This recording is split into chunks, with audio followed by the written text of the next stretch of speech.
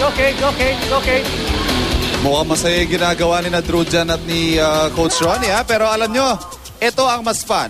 I-try nyo kayang maglaro ng basketball sa isang inflatable na lugar. Tulad nito, tingnan nyo yung mga girls natin dito, nakikipag-agawan sa mga totoong bata. At nakikipag-basketball po dito sa ating inflatable pool.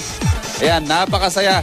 Akala nyo masaya lang pero napakahirap pong tumayo ng diretso sa lugar na yan. Habang naglalaro sila, kausapin muna natin isa naman sa mga sikat at magaling na manlalaro ng basketball na babae. Siya po si Justin Ferrer. Hinirang po siya bilang isa sa Mythical 5 ng Women's NCAA. Good morning, Justin. Morning. Let's talk about women's basketball muna, no? May difference ba in terms of rules, how it's played, or it's the same? Yeah, technically, the basketball women use is much lighter compared to men's basketball. And yung three-point line namin, it's near about a foot yata compared to men's basketball. That's all I know. Justin, yung basketball tingin ng marami, it's a guy sport. Why basketball for a girl like you? First of all, it's still a good form of exercise, and feeling ko kasi ngayon mas yung women parang nag-develop na rin yung yung skills nila. So right now parang nakaka-adapt na rin kami sa men's sport. So now it's not really considered as a men's sport anymore.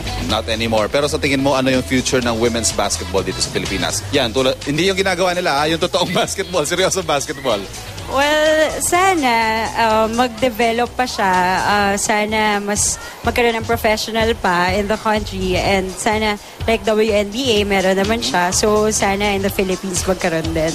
Ito, sa tingin mo naman, gaano kahirap o kadali o kasaya maglaro sa isang inflatable na lugar tulad parang nito? mahirap kasi hindi yata sila nakaka-stand ng maayos. So, yun. Kailangan sa basketball balance talaga. So, yan po si Justin Ferrer. Thank you, Justin, for joining us this morning. At baka gusto mo na rin sumali sa mga girls. Sino ba na nanalo? Basketball yan, ha? Hindi tilian contest. Girls. Higal na mo sila, mga kapuso.